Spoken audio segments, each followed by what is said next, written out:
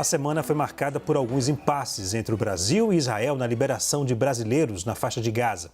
A CNN apurou que integrantes do alto comando do PT têm se queixado nos bastidores do que descreveram de serenidade exagerada do governo brasileiro em relação a Israel. O Itamaraty segue indicando que não pretende endurecer o tom. No entanto, parte da cúpula do partido tem defendido medidas como chamar o embaixador brasileiro em Israel ou até a convocação do embaixador de Israel no Brasil. Caio Coppola, o presidente Lula deve atender ao PT e mudar a forma de relacionamento com Israel? Muito boa noite. Muito boa noite, Leandro. Boa noite, doutor José Eduardo. Boa noite à nossa audiência. Bom, vamos ver aqui ao longo do conflito como tem se posicionado o Partido dos Trabalhadores, sempre estabelecendo uma falsa equivalência entre o Estado Democrático de Israel, que foi a vítima, certo? E os perpetradores de um ato terrorista sanguinário, genocida, que é a organização Hamas. Vamos lá, aspas. Uma nota oficial do PT. Condenamos os ataques inaceitáveis, os assassinatos e o sequestro de civis cometidos tanto pelo Hamas quanto pelo Estado de Israel. Como se Israel tivesse na sua posse aí palestinos ou membros do grupo terrorista, né, sob a sua custódia em caráter de sequestro, né? Enfim, e como se Israel praticasse o assassinato deliberado de alvos civis. Bom, da mesma forma, moção de repúdio proposta pelo PT na Câmara. A Câmara repudia a violência do Hamas e do Estado de Israel, que resultou na morte de milhares de cidadãos e cidadãs. Isso foi logo nos dias seguintes ao ataque terrorista. Gleisi Hoffmann, presidente do PT. Palestinos confinados em um verdadeiro campo de concentração são agora tratados como sub-humanos, né? Como se a faixa de Gaza pudesse ser comparada, né, com Auschwitz ou com Dachau e todos esses locais com câmaras de gás, assassinato em série, extermínio aí de toda a população que era submetida inclusive a trabalhos forçados e toda sorte de humilhação. Ela também fala o seguinte: o que se anuncia sob pretexto de retaliação militar, ou seja, de resposta militar, do direito de autodefesa de Israel, conforme postulado no artigo 51 da Carta das Nações Unidas, é um massacre com as dimensões de um genocídio. Essa palavra é usada várias vezes. Lembrando que Israel tem uma força militar muito robusta e poderia, se quisesse, com apenas um sobrevoo da sua força aérea, né, dizimar, botar abaixo, literalmente, toda a faixa de Gaza. Não faz isso. Eles buscam atacar alvos estratégicos do Hamas, que infelizmente usa a população palestina como escudo humano. Aí vem o presidente do Brasil, Lula da Silva, e diz o seguinte: não é porque o Hamas cometeu um ato terrorista contra Israel, e vamos lembrar, não se trata de um ato terrorista, né? Isso é terrorismo semanal, diário, há anos.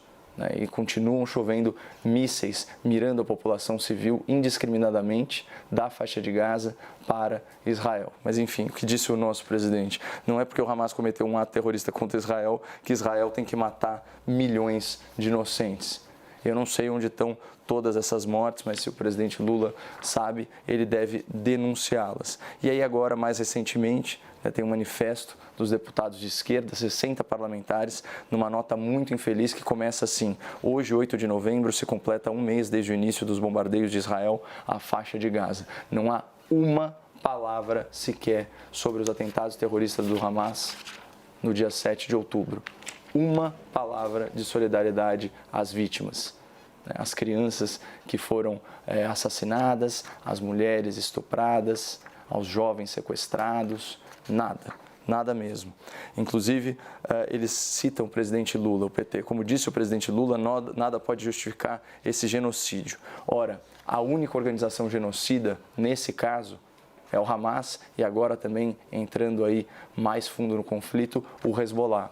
Esses sim, nos seus estatutos, nas suas cartas de intenção, eles têm explicitamente o objetivo de destruir o Estado de Israel e aniquilar o seu povo, né? Enfim, Israel declarou que não tem intenção de parar e intensificou os ataques contra o povo palestino. Não é um ataque contra o povo palestino, é um ataque contra o Hamas, no exercício da autodefesa.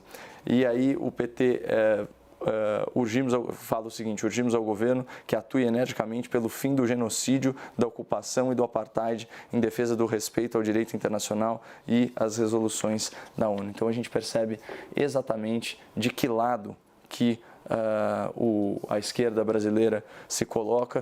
E lembrando o seguinte, pessoal, uma frase muito boa, inclusive de uma embaixadora de Israel na Suíça, a Suíça que reconheceu o Hamas como grupo terrorista. E ela disse o seguinte, aspas, ser neutro não significa deixar de denunciar o mal quando você o vê. Zé Eduardo, o presidente Lula deve mudar a postura por causa da pressão do partido? Muito boa noite. Boa noite. De forma nenhuma, boa noite, Caio. Vamos tentar, eu entendi a matéria dizendo que são setores da direção do PT que fazem essa crítica e não o PT. Então, tem que separar. O PT tem várias correntes, ou seja, não me parece que eu não vi nenhuma nota do PT, nenhuma manifestação da sua presidente ou mesmo da direção nacional dizendo que o presidente Lula tem que mudar o discurso. É possível, e até respeito, que tenham dirigentes do PT que pensem assim. Eu acho que esses dirigentes que pensam assim estão errados. Na verdade, a posição do presidente Lula está sendo bastante equilibrada, ou seja, em relação a ataques terroristas feitos pelo Hamas, que ele recrimina, mas ao mesmo tempo recrimina o que está acontecendo ali na faixa de Gaza por força da, entre aspas, direito de defesa de Israel. Não existe direito de defesa que permite matar a população civil em bombardeios. Não existe direito de defesa que permita você ter situações em que crianças são mortas. E aí o Caio faz a pergunta, o Lula que aponte as mortes, será que precisa? E as crianças que morreram lá na faixa de Gaza não são inocentes? São tão inocentes como as crianças que morreram em Israel. Ou seja, quer dizer que é só um lado teve inocentes que morreu, do outro lado não teve? Não é correto. As crianças que morreram na faixa de Gaza não têm culpa nenhuma. Pessoas que não são do Hamas, que às vezes nem tenham votado nele, ou até que votaram, mas que podem até ser contrários ao que foi feito, estão sendo mortas.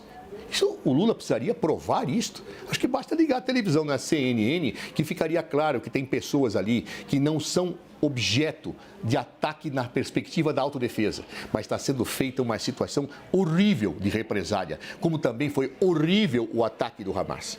Então, a posição do governo é absolutamente equilibrada. E se existem pessoas no PT que acham que ele tem que ter algum outro tipo de discurso, estão erradas essas pessoas. Ou seja, nós temos que defender a paz, defender a paz na perspectiva, inclusive, imediata de uma negociação e de um cessar-fogo humanitário. Nós temos que recriminar o ataque do Hamas e recriminar o que o Estado de Israel está fazendo na faixa de Gaza. Não dá para dizer que eu tenho inocentes morrendo de um lado e não tenho do outro. De um lado, há efeito colateral de uma resposta. Matar inocente não é efeito colateral. A dimensão que Israel tem do seu exército poderia permitir um ataque muito mais eficiente em relação ao Hamas do que matar pessoas da sociedade civil. Ou seja, quem tem exército competente não joga bomba em Hiroshima e nem aventa a possibilidade de passar com um avião jogando uma bomba lá. Ele ataca alvos militares. Pode acontecer alguma coisinha? Pode, infelizmente acontece. Mas não é o que está acontecendo na faixa de Gaza. Não está se atacando só, exclusivamente, alvos militares do Hamas. Está se atingindo a população civil. Está se pedindo que as pessoas deixem o hospital em 24 horas. Está se atacando campos de refugiados. Eu não posso fazer isso. Ah, mas tinha lá um dirigente que estava escondido lá no campo de refugiados. Eu não posso atacar um campo de refugiados. Eu não posso humanitariamente, pelas leis que sempre governaram as guerras. Sabe por quê? Porque até na guerra tem ética. E eu não posso desrespeitar esses padrões básicos de comportamento e de respeito à vida humana. Ou seja, da mesma forma que o Hamas agiu de forma absolutamente errada, talvez o fator diferencial tenha sido a surpresa e um monte de situações horrorosas que o Hamas fez. Agora, não na surpresa, mas um ataque em que tem muitos mais mortos que poderiam ser evitados. Israel tem exército suficiente para enfrentar essa situação, sendo mais comedido, tendo um autocontrole, tendo uma situação em que, aos olhos do mundo, ficaria assim caracterizado como um exercício legítimo do direito de defesa. Mas eu não posso jamais entender que mortes de crianças, como tem acontecido, mortes de inocentes, como tem acontecido em Gaza, como aconteceram em Israel, sejam justificáveis sob nenhum ponto de vista. Inocentes estão morrendo dos dois lados. E eu não posso dizer que só um lado tem mortes de inocentes, nem em Israel, nem no Hamas. Zé, a guerra nesta semana completou um mês. Desde então, poucos avanços com relação a um cessar-fogo. Como a diplomacia deve agir no conflito? Veja, eu acho que a diplomacia, pelo menos os países mais conscientes, tem procurado isso. O Brasil procurou aprovar, inclusive do Conselho de Segurança da ONU, quando presidia, uma nota, que lamentavelmente foi vetada pelos Estados Unidos da América, pretextando que deveria colocar o direito de defesa, coisa que não estava em discussão naquele momento. O que se discute é o que é direito de defesa e a sua extrapolação. E não precisava colocar naquela nota humanitária para um cessar-fogo. No entanto, os Estados Unidos da América, pensando na sua dimensão de estratégia geopolítica, vetou um texto que seria bom do ponto de vista de reforçar aquilo que nós precisamos ter lá, um cessar-fogo humanitário e em dar início a tratativas de paz. Eu defendo que os dois Estados sejam reconhecidos, não concordo com o extermínio do Estado de Israel, como não concordo com o extermínio da população que vive lá na faixa de Gaza. Ou seja, nós temos que ter Estados que sejam soberanos, que se respeitem. É difícil? Muito difícil, porque toda vez que acontece, por exemplo, um ataque terrorista desse como o Hamas, eu acabo destilando ódio na população que quer sangue. E, de outro lado, os ataques de Israel destilam um ódio no povo, na população palestina, que efetivamente quer, a partir daí, radicalizar suas situações. Então, o que eu tenho que fazer como pessoa consciente e humanista? Dizer, parem com isso, chega.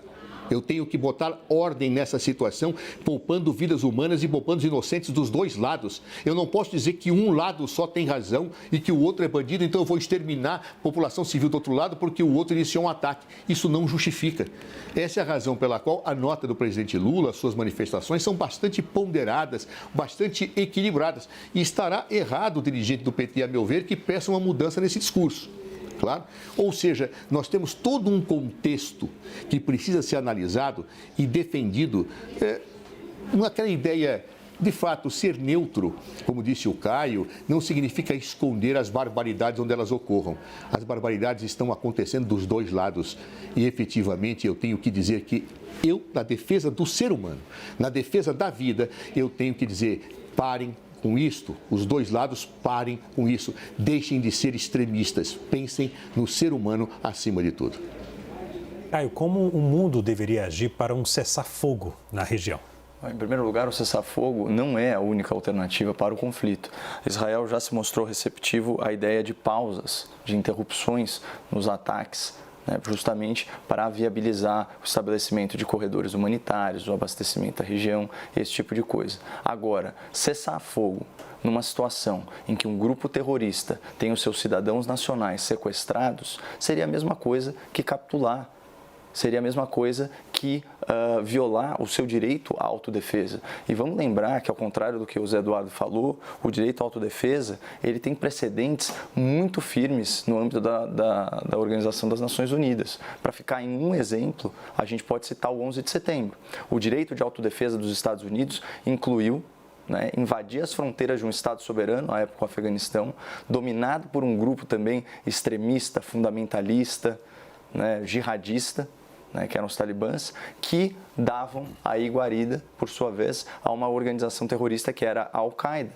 E nesse processo morreram sim muitos inocentes, no processo de neutralizar essa ameaça às democracias ocidentais, porque essa é a natureza da guerra, ainda mais a natureza da guerra contra esse tipo de organização que se especializa em fazer dos civis escudos humanos. E eu concordo contigo, Zé. Por favor, não tente distorcer a minha fala. É óbvio que inocentes estão morrendo dos dois lados. Eu já me solidarizei aqui com ambos os lados. Se bem que eu não trato com ambos os lados. Eu acho que tanto os inocentes israelenses quanto os inocentes palestinos, eles estão falecendo por obra exclusiva do Hamas, inclusive de forma premeditada. Porque quem está por trás desse ataque covarde sabia que Israel precisaria dar uma resposta, não só para fazer valer o seu direito de autodefesa, mas também para impedir que essa ameaça continuasse a se materializar com tanta frequência. Agora, a questão que o telespectador tem que se colocar, o dilema moral é o seguinte: Israel tem direito ou não tem direito de neutralizar a ameaça terrorista por meio de ataques militares? Sim ou não? E toda vez que eles esconderem lideranças do Hamas em um campo de refugiados, por exemplo, isso faz cessar esse direito? Então, é uma questão muito delicada e não dá para a gente tratar ambos os lados como se eles fossem igualmente extremistas. Isso daí não tem o menor cabimento. De um lado você tem terroristas, do outro lado você tem um Estado democrático que, se quisesse, poderia colocar abaixo a faixa de Gaza. E se perguntem o seguinte: se o Hamas tivesse o poderio militar que Israel tem, o que vocês acham que ia acontecer com o povo judeu? Senhores, vamos fazer um rápido intervalo, mas a seguir aqui no Grande Debate. Estados Unidos alertam para a campanha de fake news da Rússia sobre guerra na Ucrânia. A visão russa do conflito foi difundida aqui no Brasil? A gente volta já já.